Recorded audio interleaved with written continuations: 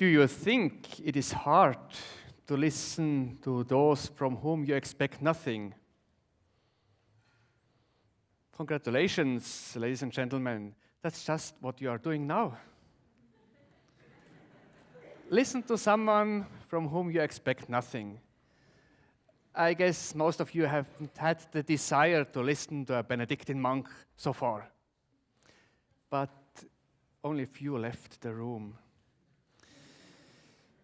Our institution is an old institution. The monastery of Einsiedeln was founded 934, means 1076 years old. And you may imagine that I'm not the first abbot. I'm the 58 in 1076 years. Our monastery consists in two communities, a male community with 75 members in Einsiedeln, and a female community with 26 members in Kloster Fahr, just next to Zurich. In addition, we have 240 employed people and 400 students in our 3 schools and around 1 million pilgrims each year. From the very beginning, it means since 934, the rule of Saint Benedict was our Leitbild, our mission statement. And this was written 1,500 years ago. Now listen to a document 1,500 years old. It's a little bit, listen to someone from whom we expect nothing. It would be interesting to read together the whole rule. But 18 minutes are not enough to do this. Let us therefore have a look at just one important aspect in a Benedictine way of life, dialogue. The abbot is elected by the community. How does a community elect an abbot? A brother was once asked, isn't it difficult, the obedience in the monastery? And he said, no, not at all. Because the abbot always says what we want to do. And the other one was amazed and said, but aren't there people who don't know what they want to do? They said, yes, but we elect them abbots. An abbot has not much to say, and that's okay. All important decisions are made by the whole community. The voting is by ballot, secret. The abbot's duty is to motivate the community to take decisions, and that's quite a lot, I can tell you. The abbot has to be, above all, a listening person.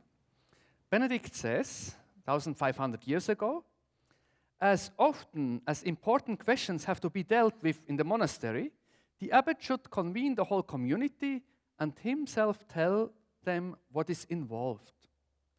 It means the abbot doesn't just decide. He presents the question or the problem to the community, and then he listens to the advice of the brothers. Benedict wishes to broaden the scope of the consultation, not in order to ascertain the majority view, but to find out together what is better. Benedict is aware that the more information you have, the better you can find the right solution. The more people involved, the more information. The more information the leader has, the better decisions will be. And then a really amazing phrase. He says, now the reason why we said that all are to be convened is that the Lord often reveals what is best to the younger. 1,500 years ago. The Lord often, sepe in Latin, not occasionally, but often, reveals what is best to the younger. An unlikely member of the community may be the Lord's chosen spokesman. At the time of Saint Benedict, young people usually were not asked for advice. But Benedict is convinced the most important advices often come from those from whom we expect nothing. And this attitude goes throughout the whole rule. For example, we all don't like to be criticized. I think that's normal. Criticizer disturb us. Saint Benedict disagrees. He invites us to listen, especially to the one who criticizes us. Benedict mentions in his rule guests who criticize, and he encourages the abbot. If, however, the guest points out something, the abbot should consider the matter carefully. Indeed, the Lord may have sent him for that very purpose. And why should we listen even to our critics? There are several reasons. Critics may sometimes, Benedict would dare to say often, have reason. Critics, especially when they are enemies, are the most watchful observers of all our activities. They know many facts of our life quite well. Critics, especially when they are enemies, know best our weaknesses. By their criticism, we can learn a lot about ourselves.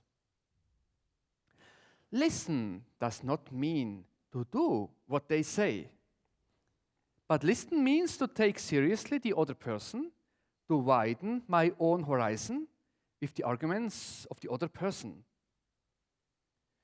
Benedict encourages us, take this chance and listen to your critics. Or we can put it even more clearly, be grateful for your critics. They help you to become who you really are. Evagrius Ponticus, a monk of the 4th century in the Egyptian desert, calls his critics therefore benefactors. They are all our benefactors. The idea that God communicates through unlikely agents is, as we have seen, a commonplace in the rule of Saint Benedict. It shows an outstanding maturity of the author. Indeed, an appreciation of outside criticism is a mark of maturity.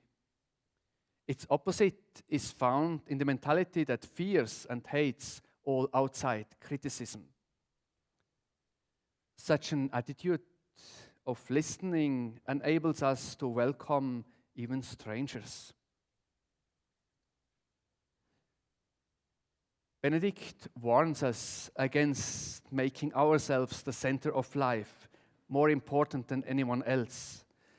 Benedict wants to enable the human being to look for what is good, not just for us, but also for others. That's why we have to listen. Nobody is an island. No discipline is an island. No country is, in this sense, an island. To listen is the main activity in the eyes of Saint Benedict, the central activity of everyone, especially the central activity of leaders. And the very first word of the rule of Saint Benedict is listen. To listen has priority over any other activity. Listening is necessary condition for every real meeting, to be in contact with ourselves, to be in contact with others, with nature, with God.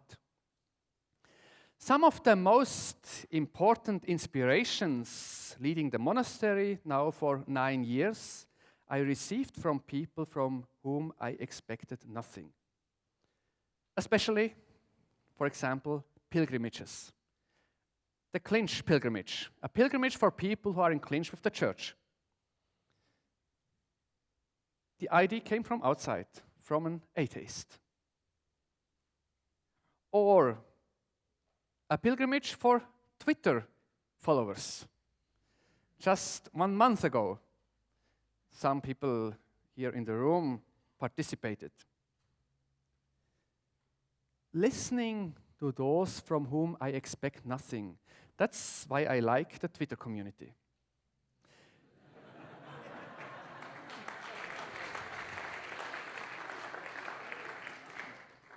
And that's also why I always travel by train or by hitchhiking. hitchhiking at least twice a week. In fact, the most touching compliment I ever received was an hitchhiking experience. I was hitchhiking a Monday night from Einsiedeln to Zurich. First car from Einsiedeln to Schindlerlegge. Second car, Schindlerlegge at 9 o'clock at night, November, hitchhiking again. A car stopped with two young people, 18 years. They asked me, where do you want to go? I said, to Zurich. They said, oh, we only go to Hirzel, but we bring you to Wädenswil. I entered the car, and they asked me, are you a believer? I said, yes, I'm a believer. And you? And they said, no, we're not. So I said, I'm very glad that you take me to Wädenswil. Then they said, we thought that you are a believer. And believing persons are not dangerous.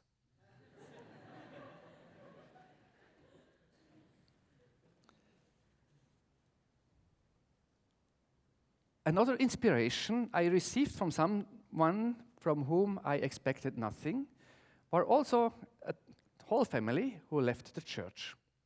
When I was elected abbot in 2001, the man, wrote me a letter. And he asked me, is there not possible to have a place in the church where I can bring all my frustration? I thought to myself, how can we do this?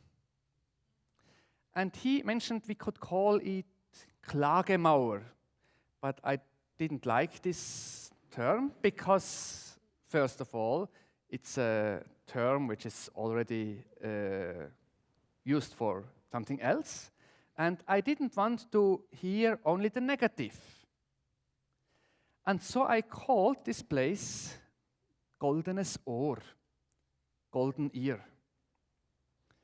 And since 2001, we have this place in das.goldene.ohr at kloster-einsiedeln.ch. And through this possibility of meeting the monastery, so many people had the chance to bring their frustration, but also their gratefulness to the monastery.